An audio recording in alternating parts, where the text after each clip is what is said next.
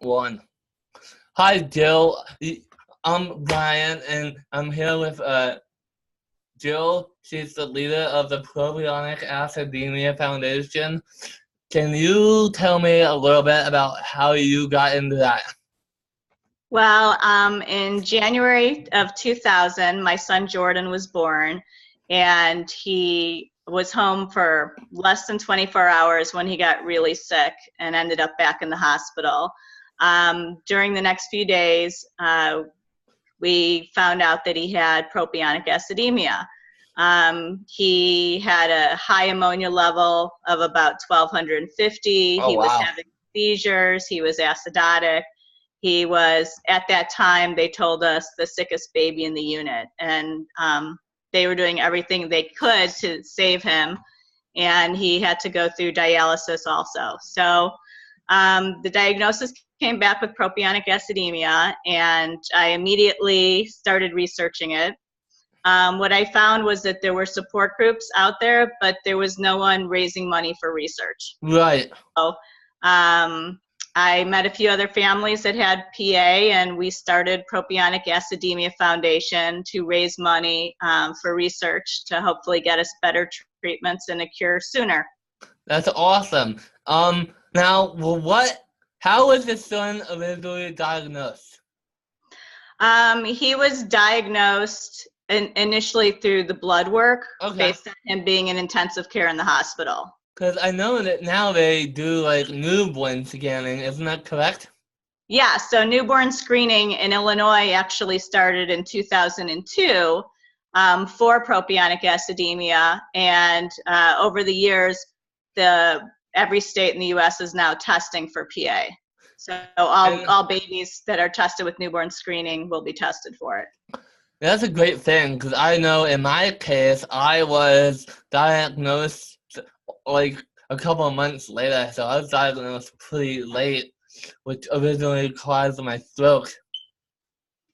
Right, so for individuals like you, the newborn screening would have the results back. Right.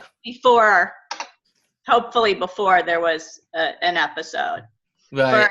In my son's case, the screening probably would not be back in time since he was born on a Friday and crashed on Monday morning. Got it. So the results may not have been back in time. Right. Did your son have any of the other symptoms, cardiomyopathy, kidney disease, any other things like that as he got older? He did not have cardiomyopathy or kidney disease. He did have long QT. What is that exactly? That's it's a wave it's an electrical wave in the heart. So his was elongated, so certain things can make it longer. He did not have any symptoms from it, and his cardiologist did give us medication for it. Okay.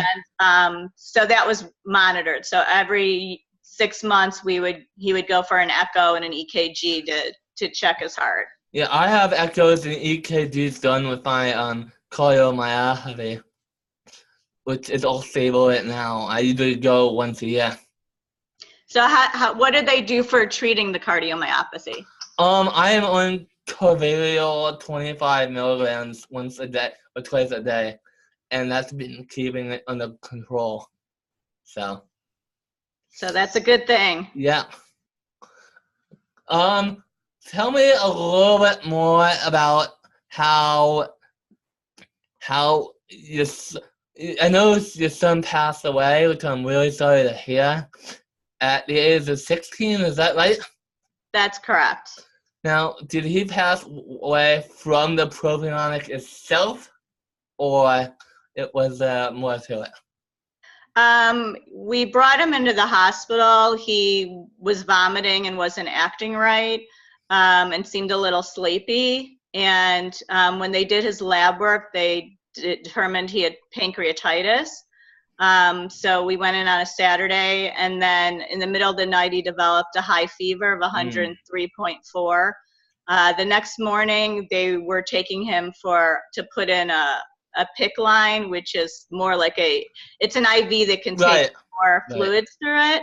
And the anesthesiologist, whatever they gave him, he went into bradycardia when they gave him the anesthesia. And so he passed away when he went to get the PICC line. So. And anytime you go on with a condition like propionic, it's a huge risk.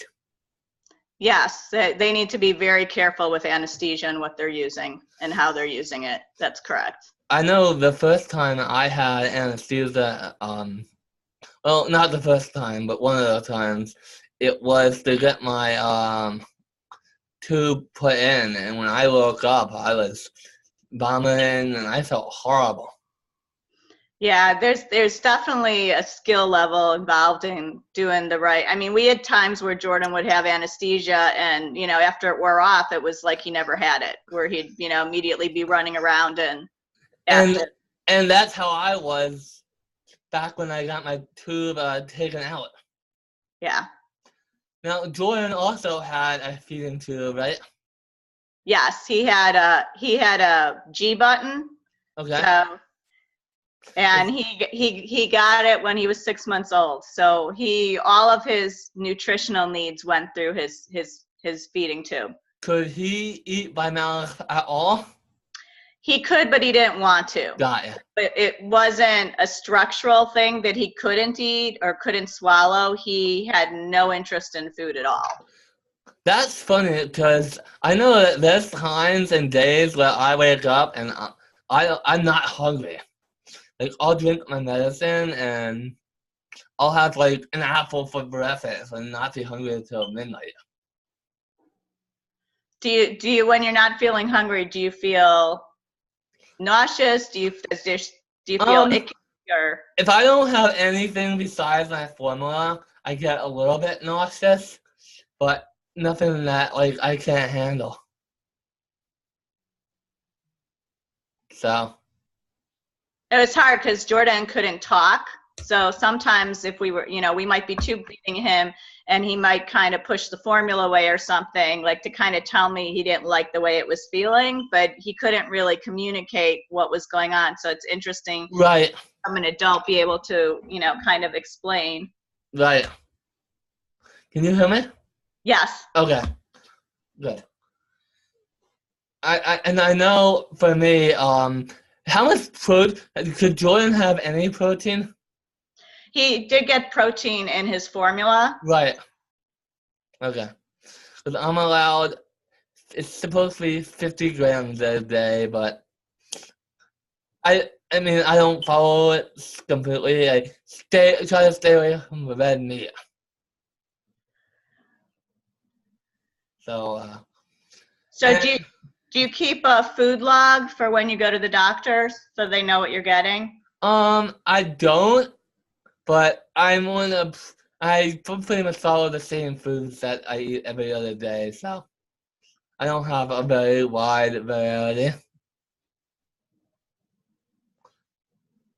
Are there certain things, like I've heard some parents say that their kids like things that are salty or things like coffee or ketchup or things like that? I do have a texture issue. It's more like I don't like nuts particularly, although they are growing on me a little bit. Anything that's like really high in proteins just instantly a turn off.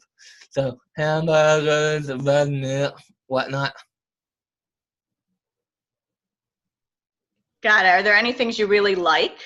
I eat a lot, probably too many carbs, like pizza and French fries, noodles. And I'm trying to get the vegetables more, so. So now, you also, once a year, have a press conference called, is it the Warrior Foundation? We have a Warrior Wisdom Conference. Right. So our last one was in October in Columbus, Ohio. Right. And I really wanted to go to that, but something came up and I wasn't able to make it. Can you tell me what that is exactly?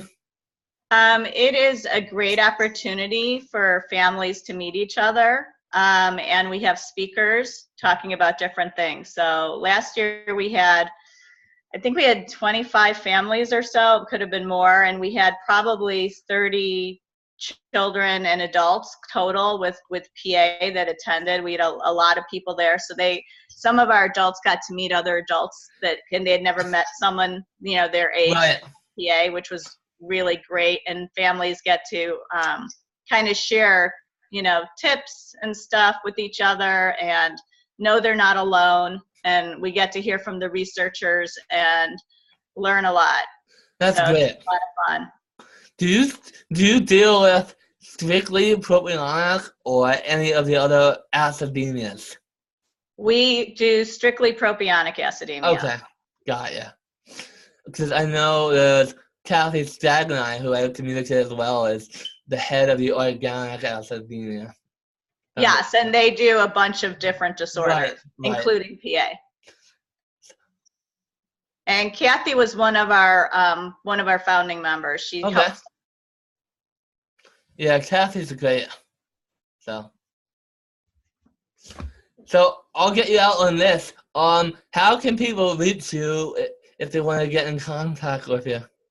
Well, they can go to our website, pafoundation.com. They can email us at paf@pafoundation.com, or they can call our toll-free number at 877-720-2192, and that goes directly to my cell phone. Oh, that's great. And do you have the next conference scheduled or not yet? Unfortunately, we do not have the next one scheduled. As soon as we get it planned, we will let you know and everyone else. Excellent. Well, thank you so much for joining me. It was great interviewing you. Thank you, Brian, for inviting me. Anytime. Take care, Jill. You too. Bye. Bye.